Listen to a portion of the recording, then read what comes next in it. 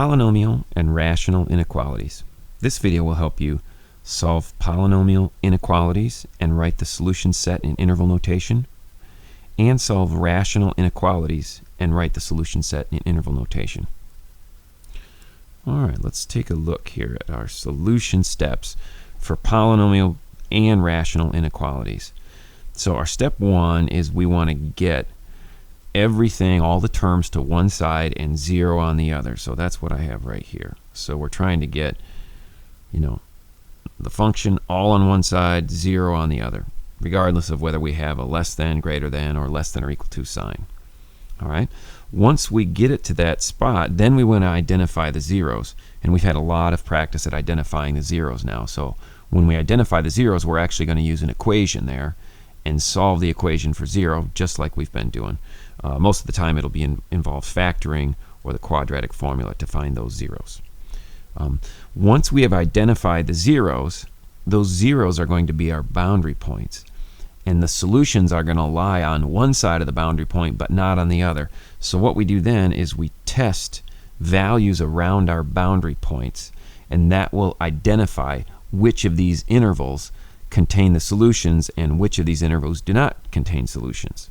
Once we identify where the solutions occur, then we want to go ahead and communicate where those solutions are, and we do that using interval notation. All right, let's take a look here, and I've written this as a practice one. I think maybe we'll have to kind of do this together, but I still want you to kind of participate here as we do this. It'll help you learn how to do this. So in practice one, we're asked to solve this polynomial inequality. I know it's a polynomial inequality because I don't have a fraction here. That would be a rational inequality if we had a fraction there, but this is just a straight up polynomial inequality. So why don't we go ahead now and pause your video player, and I think we can certainly do, let's see, I think we can certainly get all the terms to one side. We certainly can identify the zeros and get our boundary points. So why don't you pause your video player right now and go ahead and do those steps, and then hit play, and I'll work through that, and then we'll kind of talk about steps 3 and 4. All right, so first thing we want to do is get everything to one side, which means we got to get this 20 over here. So we're just going to subtract 20 from both sides. So we'd have x squared minus x minus 20 is greater than 0. Perfect.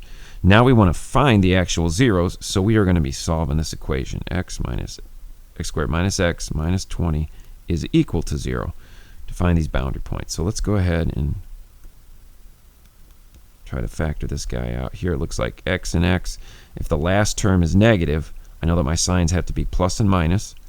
I'm looking for now, since plus and minus here, I'm looking for factors of 20 that are 1 apart. Well, that's 5 and 4. I want more negatives than positives, so I want to put the 5 here and the 4 there. So there's my factoring. So now it's easy to identify our two zeros. We have x equals negative 4 and x equals positive 5. So if we look at our kind of a number line here, these are kind of our boundary points. So we've got 1 over here at negative 4, and then 1 over here at positive 5. So what's going to happen now is we're either going to have solutions between these boundary points here or outside of these boundary points here. So we need to figure out where those solutions are going to lie. So all we do is test a value, not our boundary points, but we'll test a value in here, in between these two boundary points, and we'll test some points on the outside there. And what I mean by test is just plug these values, these x values, back over here into our inequality and see where these solutions are going to lie. So go ahead and pause your video player now and again and check some values around these boundary points and see where our solutions are going to lie.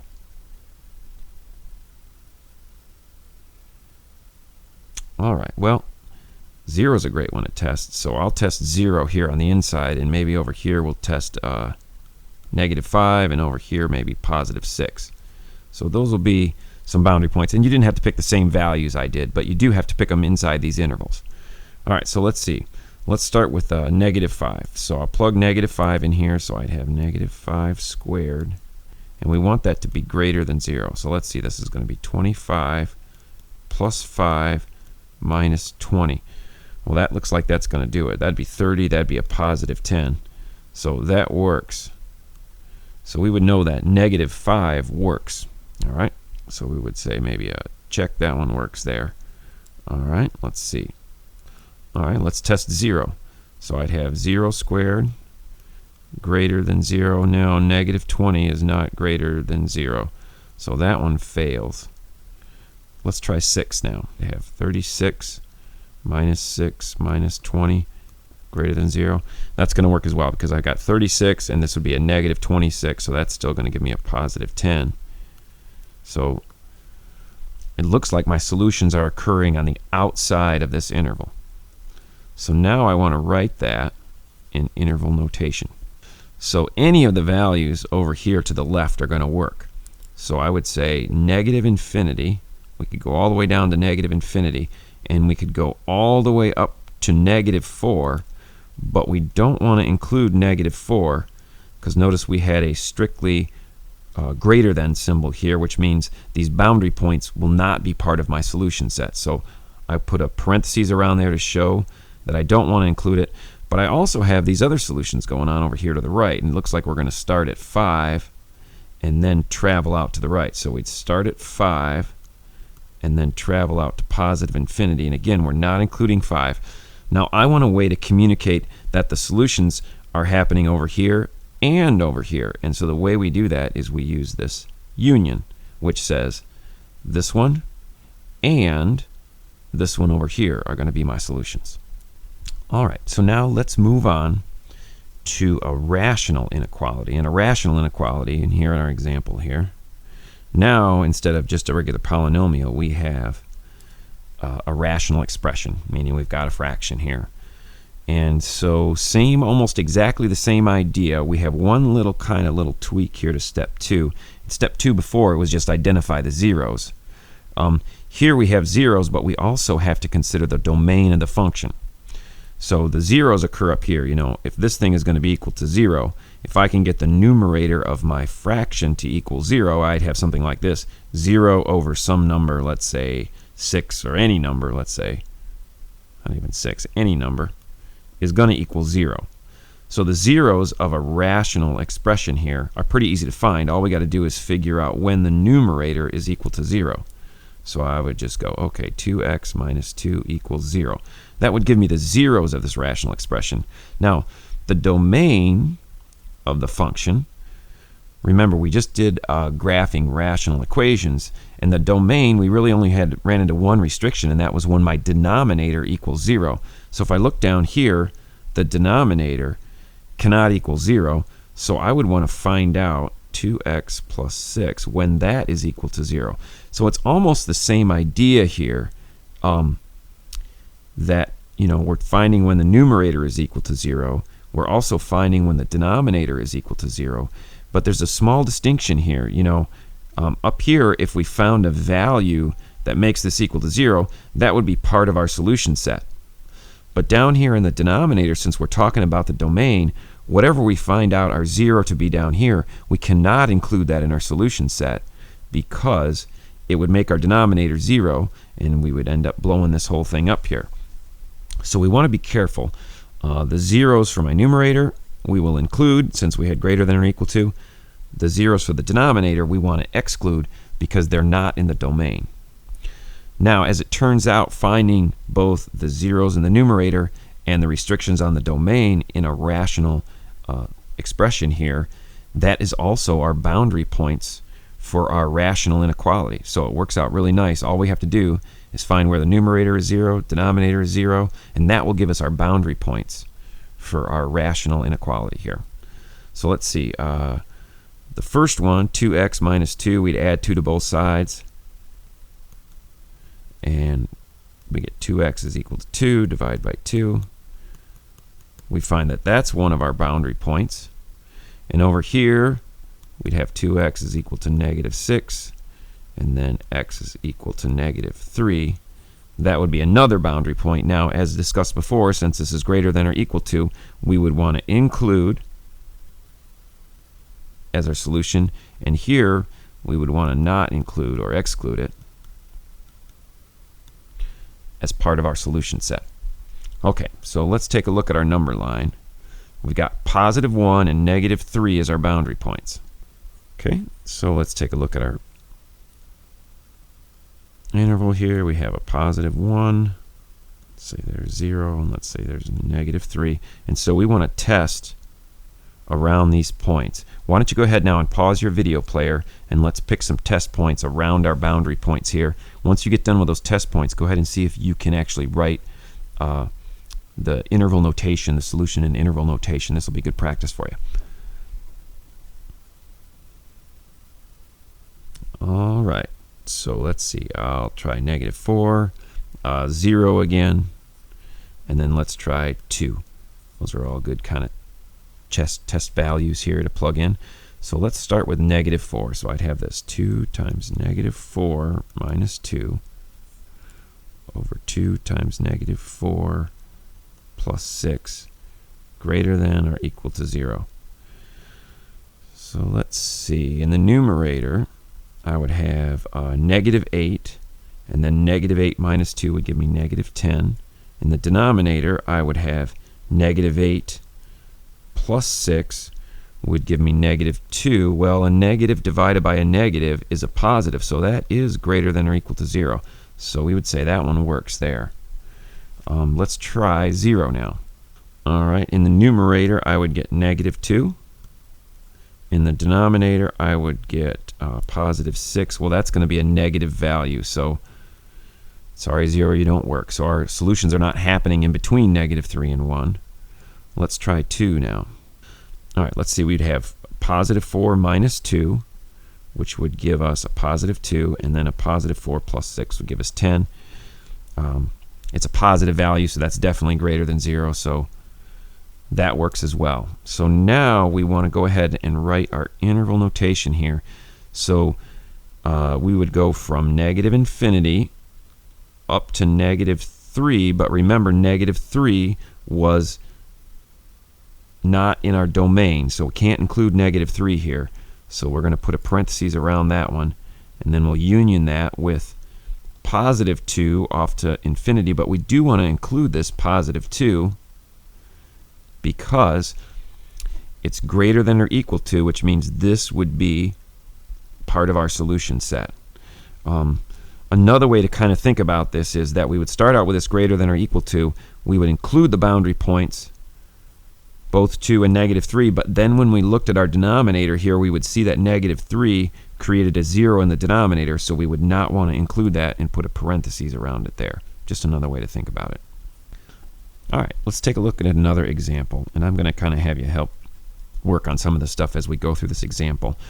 So notice this is a little different than our last rational expression because I don't have 0 on the right side there. So I want to go ahead and get 0 on the right side. So I would subtract 1 from each side. I'm sure you guys could see that coming. So x plus 1, and then it'd be minus 1 is less than or equal to 0. So now I have 0 on one side, but with a rational inequality, I don't want to have two terms over here. This process will not work, and it will be a lot harder to find the zeros if I have two terms here. What I want to do is I want to get just a numerator.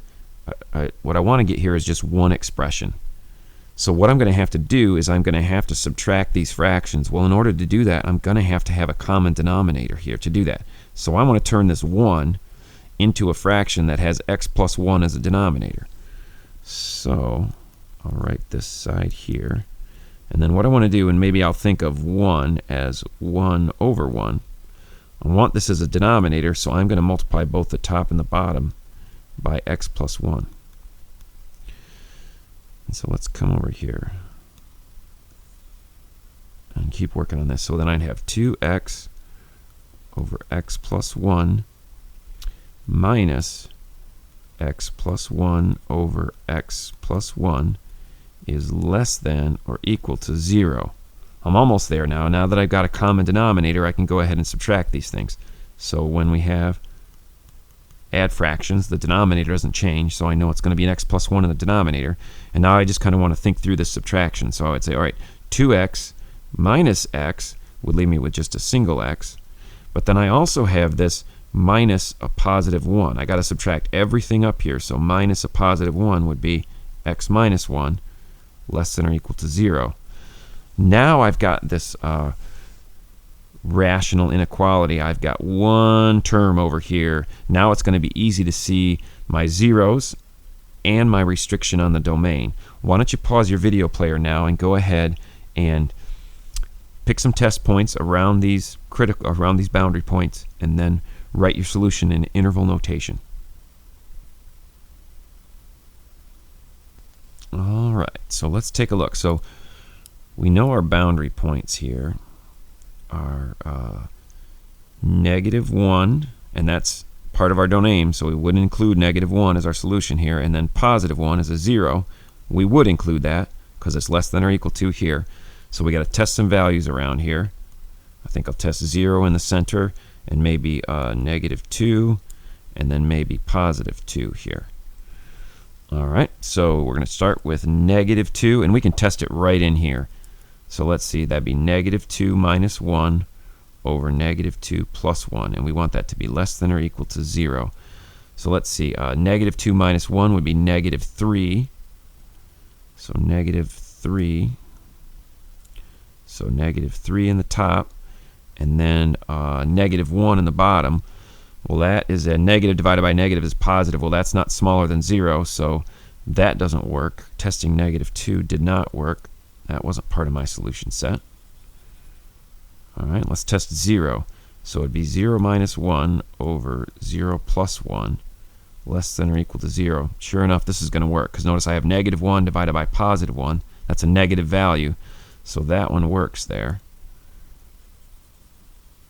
All right, and then I think here hopefully you're recognizing this pattern. As these solutions occur, they're either going to be between the interval or on the outside edges of the interval. So we're anticipating that 2 is definitely not going to work here when I try it, but let's go ahead and look at it. So 2 minus 1 over 2 plus 1 less than or equal to 0.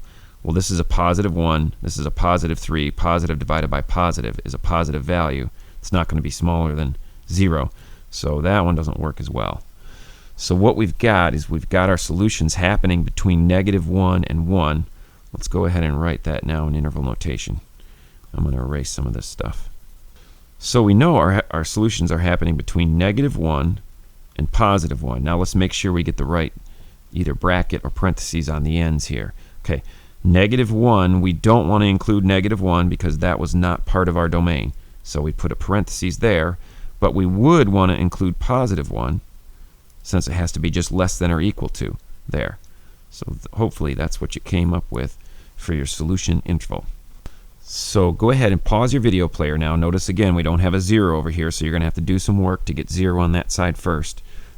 Very similar to the last problem. So go ahead and pause your video player and come up with the solution set written in interval notation. All right, well, first thing we got to do is get this 3 over to this side. So I'm going to subtract 3. So I'd have x plus 1, x plus 2, x plus 3. Sorry, I got to read my x plus 3, and then minus 3 greater than or equal to 0. Now we want a common denominator there, so I'm going to think about this as 3 over 1 and then multiply both top and bottom by x plus 3. 3 over 1, and I'm multiplying by x plus 3 and x plus 3 greater than or equal to 0. Okay, so x plus 1, x plus 3, minus, in the numerator here, I'm going to have 3x plus 9. Denominator, I'm just going to have x plus 3. Okay, now I can combine them together. When I add fractions, the denominator doesn't change, or subtract fractions, the denominator doesn't change. So x plus 3 down there. Let's think about the numerator now. X minus 3x is going to give me negative 2x. And then 1 minus 9 is going to give me negative 8. Greater than or equal to 0.